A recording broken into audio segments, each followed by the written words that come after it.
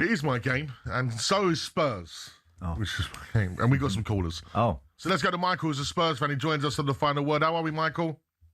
Yeah, I'm good, thanks, mate. Cards, good show. Hi, Michael. It's nice to have a weekend off, right? Yeah, it was. I loved it. I had a great weekend. Cards, I just wanted to pick up on what you're saying about the fans and, you know, they need to dig in like West Ham are doing. Well, I was there Thursday night, sorry, and I did leave with 10 minutes to go, purely because I've got a train to catch because I live out in the sticks. And there was a bit of an issue with some additional time at the end of the first half, what we were sending off and all that malarkey. So there was that. But you're right, there was a lot of fans that left at half time. There were quite a few empty seats. There's no doubt about that. But before West Ham had their turnaround and their bounce, their fans were leaving. I've got mates that are West Ham season ticket holders. So it's not unusual. They're going to go. Nottingham Forest were the same before they had a bit of a bounce. And there were people leaving or not turning up. And it's natural because, particularly with Tottenham, you pay some of the most expensive tickets. Oh, Michael, listen, I don't doubt. I don't doubt exactly what you're saying. But there does come a time, which I think these clubs, sometimes the fan bases go, right, this is it. We got to get behind the team, otherwise we've got no chance. And I think that's the point me and Madge are on, aren't we? We're kind of like, I agree. But Michael, I feel. Sorry, me Apple Watch is talking to us. I feel as a fan base, we're waiting for the players either to show us something that we can get behind, or the board sort themselves out and go and put Tottenham people in charge that we can go, do you know what? I can get behind this group here. It was telling to see on Thursday's game that Archie Gray and Matthias Tell, who for me has been treated pretty badly by Thomas Frank with the in and out of the Champions League squad, and even last season he was almost like the player liaison. Like he's giving it his all. Where you look to some of the other players and you go, I could get a bit more from you. Well, I agree. I mean, it's like Missy van der Ven. I love him. He's a brilliant player. I mean, it was daft. It was a red card. There's no doubt about it. But he's given up. He's not there. And the players have to show the fans something. And at the beginning of the game, there was a massive roar, and they were trying to get behind the team and trying to push them on and do that. And they were desperate for the win because we just had to win that game. Yeah. I got to say, Michael, I had a problem at the start of the game where Tudor had set the team up and to not press, and I thought that was an error because, as you say, the crowd are definitely with you for the first 20. If they're not with you the first 20 minutes, you've got no chance in any football game. Yeah. So you've got to give them something there, and I thought you backed off, and Palace kept the ball far too easily in that period. That was a difficult start. We've done that. I was there. Aston Villa as well. We went 1-0 up. You think, okay, here we go. We were playing quite well, and then we just back off. And I don't understand what it is. I know it's a confidence problem, but and I know you get a lot of ex-pros say you can't question players' commitment. They do try, but I'm sorry, as a fan, you're looking at them and you look at the performance some of them are getting. And if I did that in my job, I'd be sacked. If I did it, it's a bit long. Speaking of sackings, Michael, Tudor, would you sack him? Yeah, well, I wouldn't have appointed him, but I appreciate it's a bit, but I can't see there's a change at all.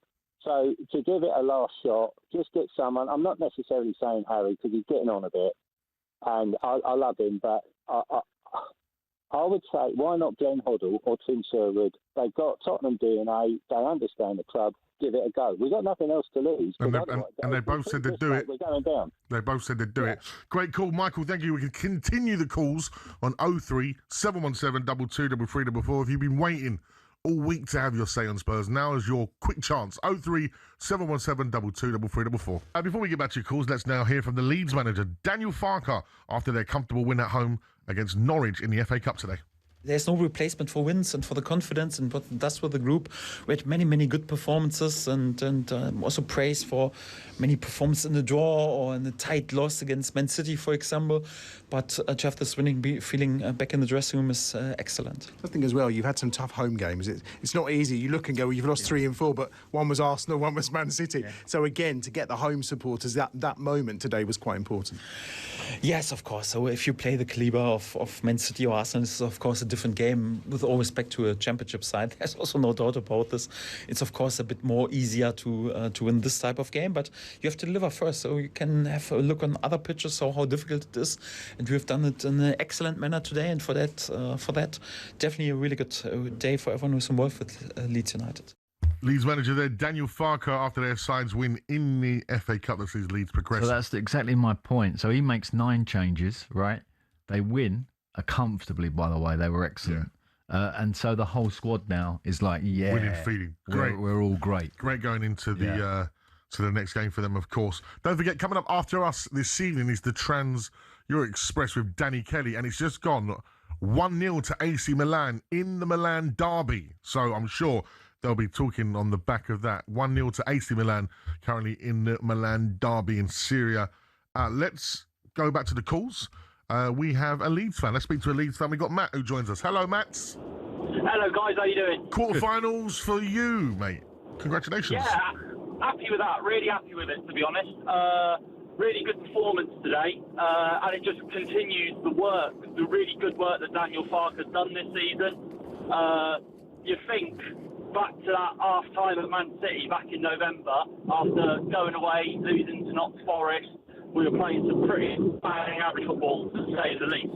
And he changed it up. Whether his backroom staff, whoever came up with the idea, changed it up, and it's just kicked on our season massively. We went on that run of form.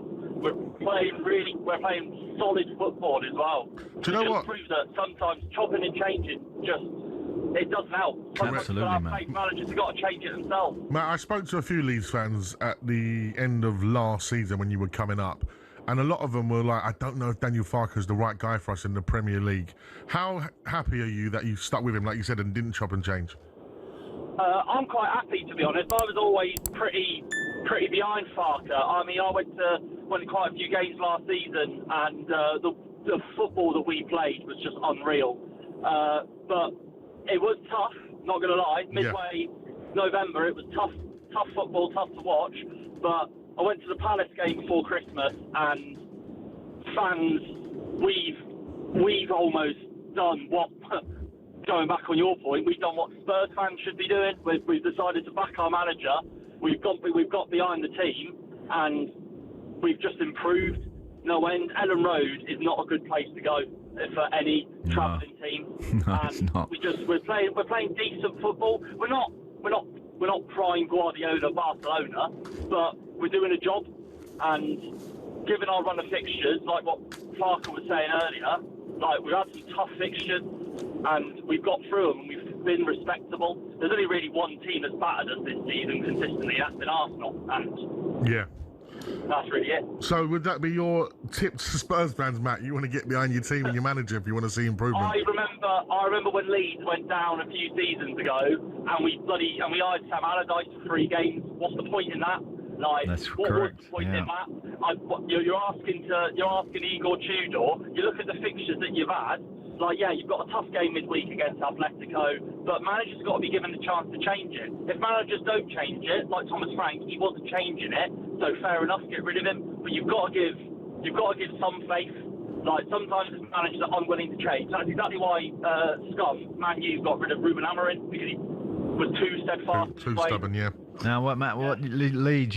I've got you down as 7 wins here. You need 3 more. Where's your 3 coming from? We're going to beat Spurs.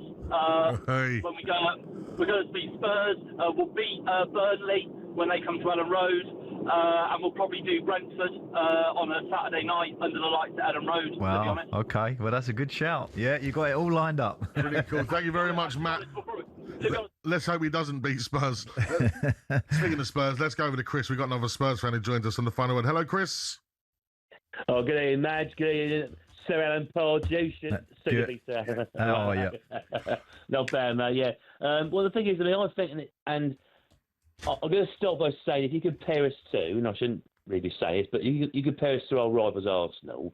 Now, when Mikel Arteta goes in that dressing room, he knows he's got a backing of the board, he's got a backing of most of the fans. He's been there, must be kind of 6-7 years he's been there now. Yeah. He has got the authority in that dressing room. The players know that it's a toss-up between him or them. He would win every time. And he's got that gravitas about that authority because the board backed him. You see, the problem is, in the past, is we've had very good managers. We had Conte. We had Nuno Espirito Santo, who really, I think we sacked him far too early. And if you look at the job he did at Forest, he was doing a marvellous job. He did get battered through on the bounce, though, Nuno, didn't he?